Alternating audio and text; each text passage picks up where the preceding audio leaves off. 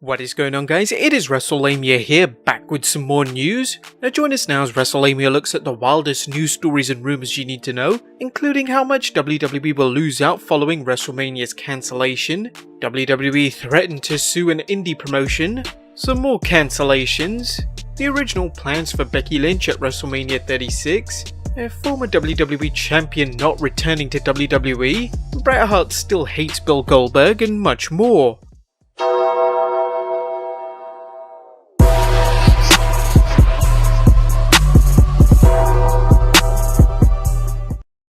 Be sure to subscribe and hit that notification bell for daily wrestling videos. But let's waste no further time and get straight into our first story, as the WWE will lose out on millions following WrestleMania's cancellation. Yeah, it's no surprise since it's the biggest event of the wrestling year, and naturally such a marquee event brings in a staggering amount of money, not only for the WWE, but for the city that hosts it. And now that WWE has moved to Mania to the Performance Center, its attendance will be from 60,000 plus to 0. That means a lot of money they'll lose out on, but just how much? Well, WrestleNomics estimated the figures would be that WrestleMania 36 would have grossed $22 million. This includes $15 million for the pay-per-view and an additional $4 million for other shows including NXT TakeOver and the WWE Hall of Fame. Merchandise sales would have been estimated at $3 million based on averages from the last 2 years' events. Now, this money does not include any additional fees the company may have incurred with set design, rental fees and rescheduled travel arrangements.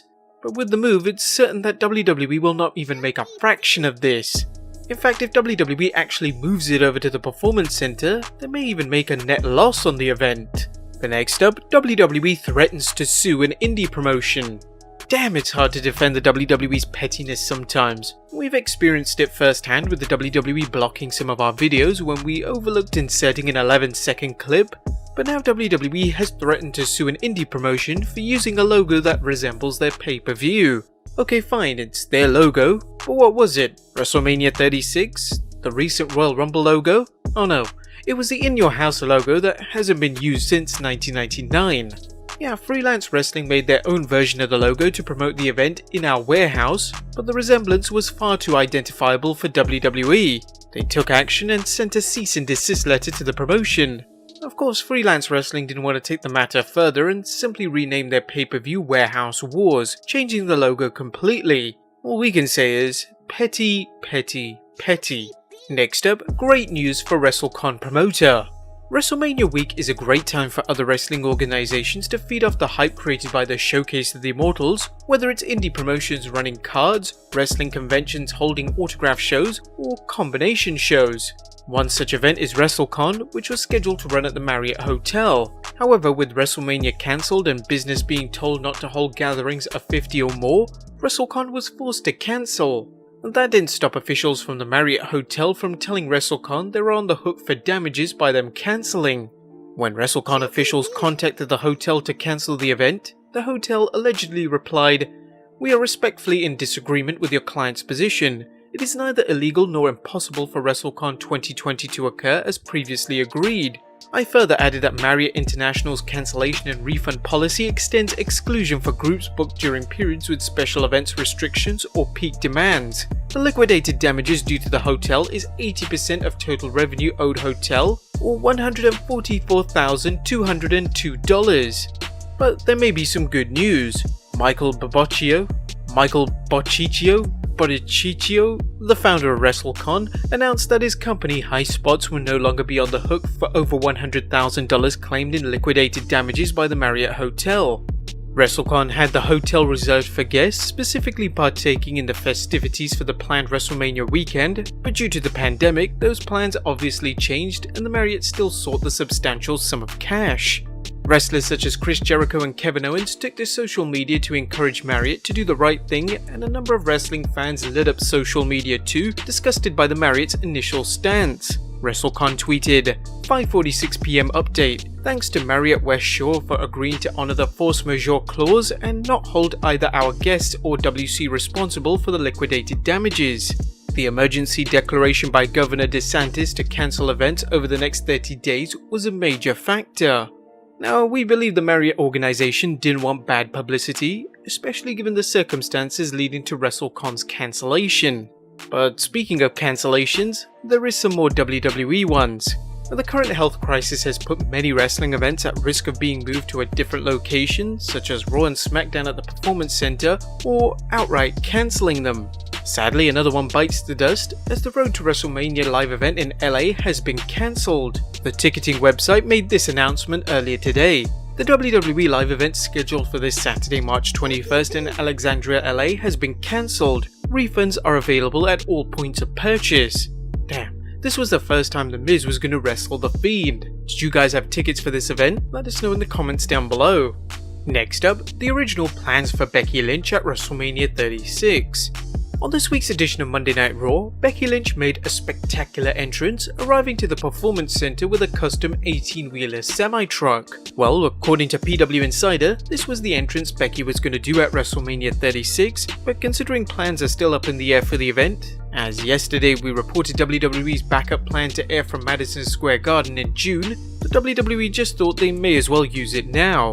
Next up, a former WWE champion is not returning to WWE? Alberto Del Rio hasn't been seen in the WWE since summer of 2016, and ever since his departure, he's not really seen eye to eye with Triple H, where he even had a live verbal tirade against him on the social media app Periscope. Other than that, he's rubbed various WWE officials up the wrong way, and has even no-showed a number of WWE events, a big no-no in Vince McMahon's eyes. However, even though he's on relatively okay terms with WWE now, since he admitted he apologized to Triple H, rumors have circulated that Alberto Del Rio is making his return to WWE. Appearing on Nos Que La Noche, the Mexican star said, "We have been in communication. We have rebuilt the bridge. On their part, they were wrong on some decisions, and I also did some things wrong on my part. I'm hoping that we can reach an agreement sometime this year, or by the middle of this year, I'll be back there." Well, even though Del Rio thinks the chances of a return are on the table, Alex McCarthy of TalkSport has outright dismissed the rumor that WWE has reached out to him. I'm told Triple H absolutely did not reach out to Del Rio for what that's worth, nor did anyone. Well, this isn't the first time Del Rio has mentioned he's returning to WWE after his 2016 departure, and it probably won't be the last. Next up, WWE might have a plan to cure the silence during empty arena shows. The shows have been moved to the Performance Center, and since they have no audience, it has completely changed the dynamic of the shows. Since there's no crowd to play to, matches and promos often feel a bit weird, and WWE is not a fan of this format. Wrestling Insider WrestleVotes tweeted, "Again, I've heard that WWE really dislikes matches taking place without an audience, as evident with tonight's NXT episode you will see. I don't know what that means going forward, but time will tell. Hard to do 3 televisions weekly and not have actual wrestling." However, Jerry Lawler has a plan to combat the lack of crowd atmosphere. He mentioned, "I've been to football training camps where the players go through their practice sessions with loud music or crowd noise piped in. I don't think it would hurt anything at all if they piped in some crowd noise behind the matches, and even explain it to the fans. It'll make the matches more entertaining and it'll make it easier for the performers themselves. Do you guys think this is a good idea? How's it gonna sound with 3 hours of CM Punk chants?" Let's be fair, WWE's no stranger to this. Remember the hairdryer pop?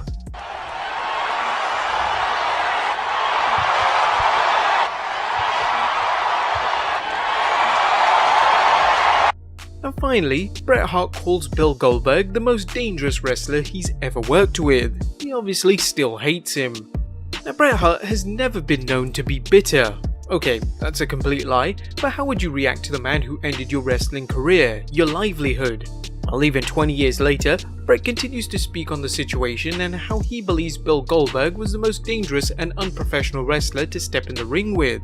Speaking on Steve Austin's Broken Skull Sessions podcast, he mentioned, "I always knew what I was doing and I would hurt myself before I ever hurt another wrestler. I just wish some of the wrestlers I worked with, especially at the end like Goldberg. Goldberg to me was one of the most unprofessional wrestlers there ever was in the business. For Bill Goldberg to be in the Hall of Fame, he hurt everybody he worked with, so he might as well wrestle a real gorilla. He was the most dangerous guy to work with. He hurt everybody he worked with. I remember Kurt Hennig being in pain all the time from the matches they had, and even when I worked with Bill, I always think the last words I said to Bill before we went out and had that match where he ended my career, I said, 'Bill, whatever you do out there, don't hurt me.' Do whatever you want, we can do anything, just don't go nuts. Now it is a bit of a shame since Goldberg has nothing but good words to say to Bret. And it was an honor and a privilege, and I very much looked up to him and listened to everything he said. I would have loved to have worked a little bit more with Bret Hart, and I would have loved more than anything to have not kicked Bret Hart in the head, and what happened. There have been things said on the internet, either by Bret or other people, that I was malicious and he shouldn't have been in the ring with me, and hey, I'm really sorry, man, but if I really wanted to hurt the guy, he would never have gotten up. To be fair to him, accidents happen in the ring all the time. Is Bret right to still be upset with him? Let us know in the comments down below, subscribe if you haven't already, follow us on Instagram and Twitter, and I'll see you next time with some more wrestling content.